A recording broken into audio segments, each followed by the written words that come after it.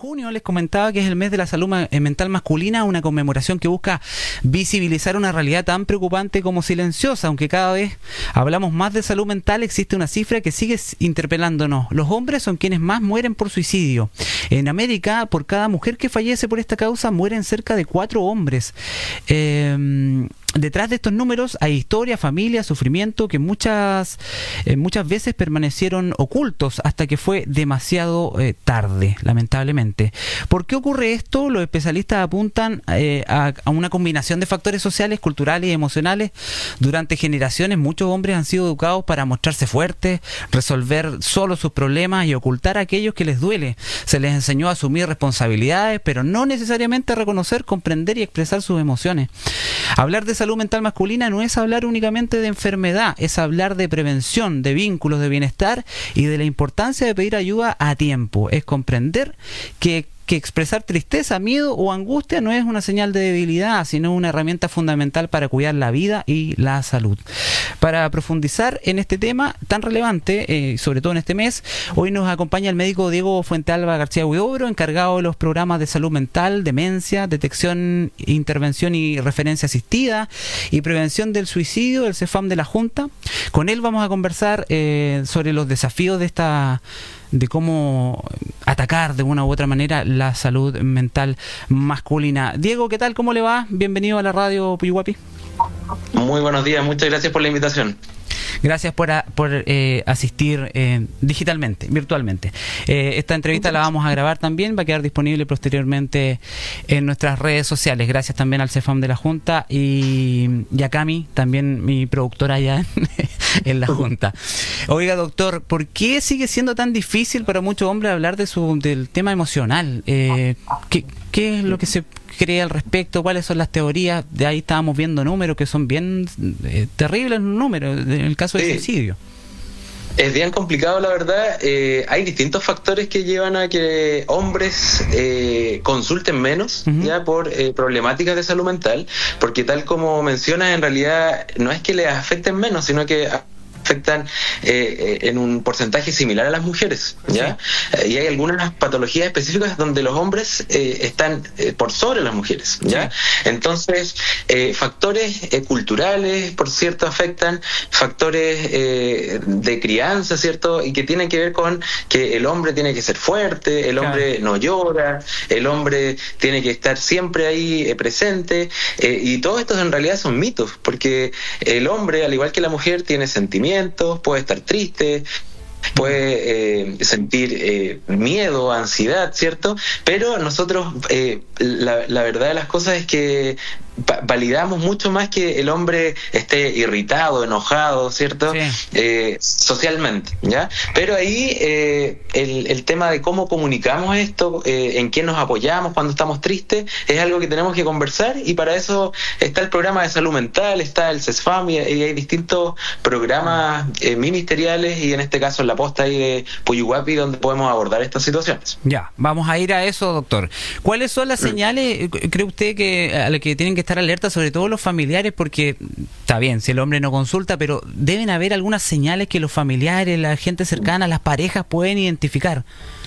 ¿Dónde? Sí, mira, hay distintas señales que podemos nosotros, nos pueden hacer encender esta alerta, donde si es que vemos que nuestro familiar, en este caso estamos hablando del hombre, ¿cierto? Pero esto va para hombres y mujeres, niños, adultos, personas mayores, ¿cierto? Si es que alguien está con una tristeza persistente, por cierto que es una señal de alerta, ¿ya? La tristeza, como hablaba, es un sentimiento normal, ¿ya? Es normal sentirse triste, ¿ya? Sin embargo, cuando estoy persistentemente triste, esto ya es una señal de alerta, ¿ya? Lo mismo si es que una persona tiene una irritabilidad o un enojo muy frecuente, también me tiene que encender la alerta, ¿ya? Muchas veces normalizamos que una persona esté constantemente enojada, que sea irritable, y eso la verdad es que no es algo normal, No es normal. ¿ya? Tenemos que ahí prender la alerta. Muchas veces hay personas con temperamentos que son más irritables, pero si es que hay un cambio de esa normalidad de irritabilidad, entonces tenemos que encender esta alerta, ¿ya? Lo mismo si alguien se empieza a aislar, ¿ya? Si es que ya deja de querer salir a juntarse con familia, amigos o algo que hacía de forma habitual, también nos tiene que hacer encender esta alerta, ¿ya? Si es que alguien deja de dormir, ¿ya? Muchas veces eso es difícil de visualizar, salvo en las parejas, ¿cierto?, en las familias. Pero si yo me doy cuenta que un compañero de trabajo, por ejemplo, si alguien que yo habitúo normalmente anda todo el día con sueño, anda bostezando, es un signo de que está durmiendo mal. Duerme mal. Y eso también es algo que nos tiene que hacer encender esta alerta, ¿ya? Perfecto. Y algo que me gustaría mencionar y que hemos normalizado demasiado tiene que ver con el consumo de alcohol y drogas, ¿ya? Sí. El consumo excesivo de alcohol y drogas en adolescentes, hombres, ¿cierto? Mujeres también, pero estamos hablando del mes de salud mental masculina, en personas adultas y en adultos mayores, ¿cierto? Es algo que nos tiene que hacer prender la alerta. Muchos hombres, ¿cierto?, que han tenido algún duelo, ¿cierto?, alguna situación de pérdida, ya sea laboral, familiar, de pareja, etcétera, tienden a recurrir al consumo de alcohol y drogas para poder como resguardar y poder canalizar ahí todas las emociones. Entonces, claro, los amigos normalmente es como ya, vamos y tomamos y te acompañamos y todo el tema. Claro. Malentendido. Sí. Exacto, esa es una señal de alerta para que podamos nosotros tomar decisiones o aconsejar a alguien para que consulte. Doctor, y porque estamos hablando del tiempo también, usted decía la tristeza sostenida. Cuando hay un duelo, cuando hay un acontecimiento que te marca la vida, ¿cuál sería el tiempo? ¿Cómo medir ese tiempo? Porque uno dice, no, tuvo un duelo, perdió a alguien, se separó, no sé, ¿cuál es el tiempo?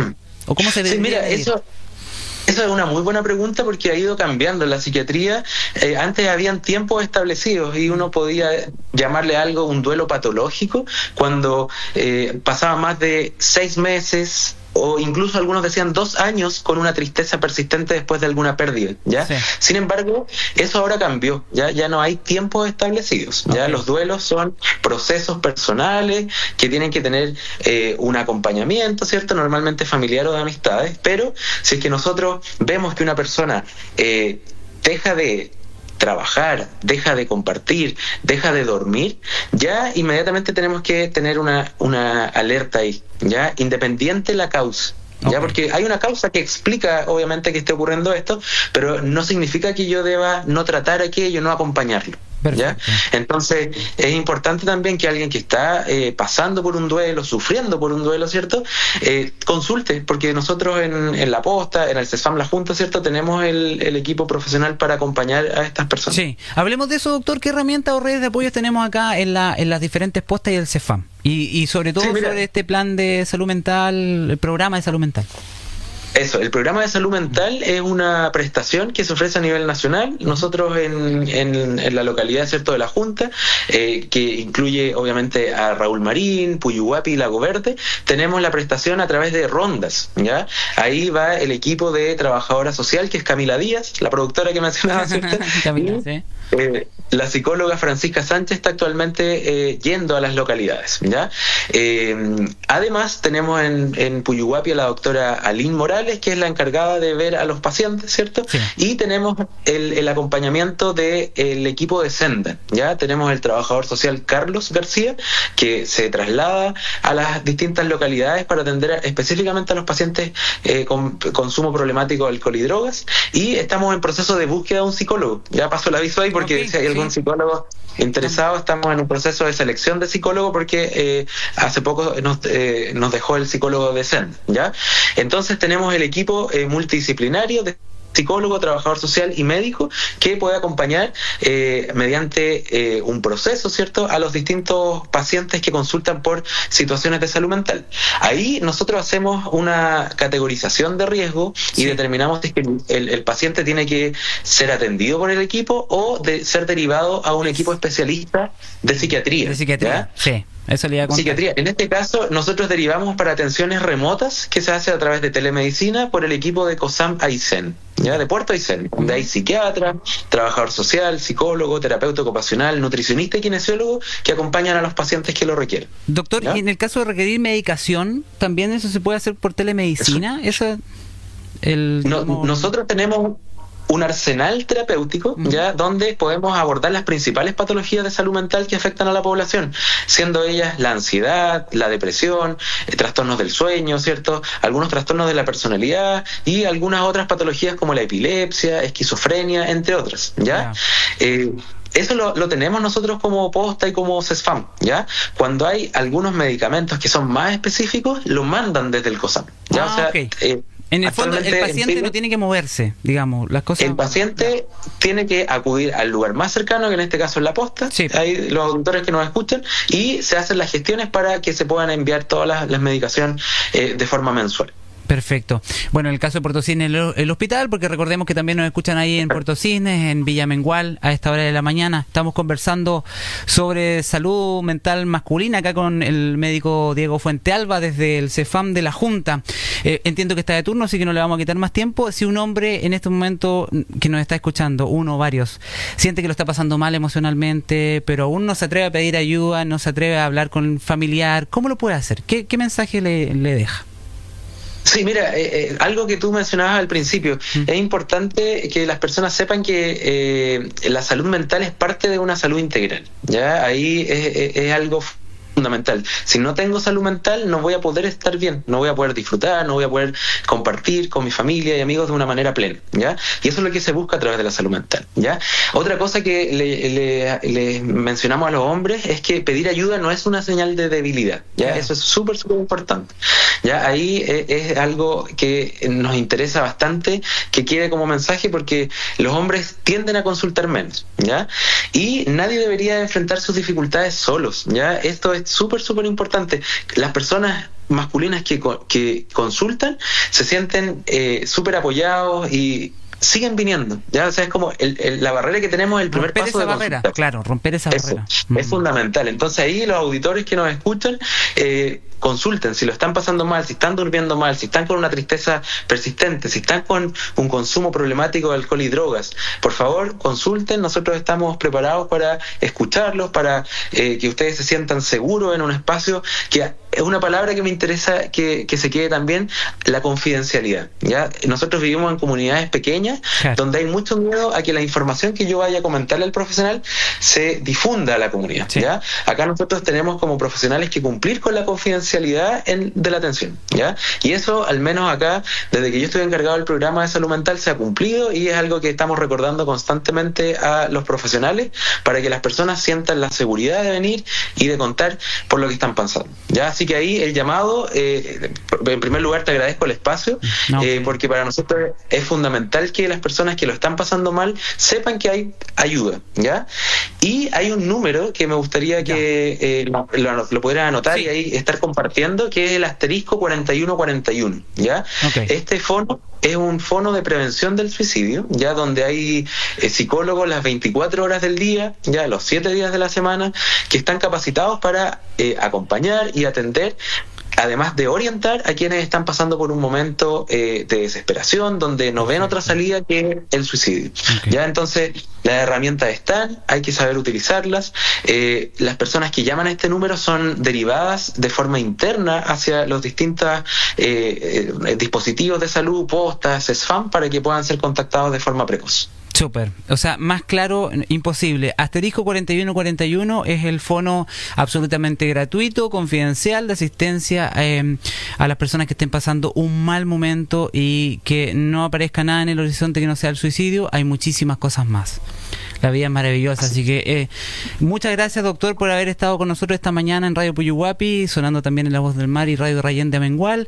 Y las puertas de la radio están abiertas. Yo le decía a Camila ayer, las puertas de la radio están abiertas para cuando quieran transmitir información relacionada con la salud. Particularmente en mi espacio hablamos 2 días en la semana sobre salud en general y salud mental los miércoles.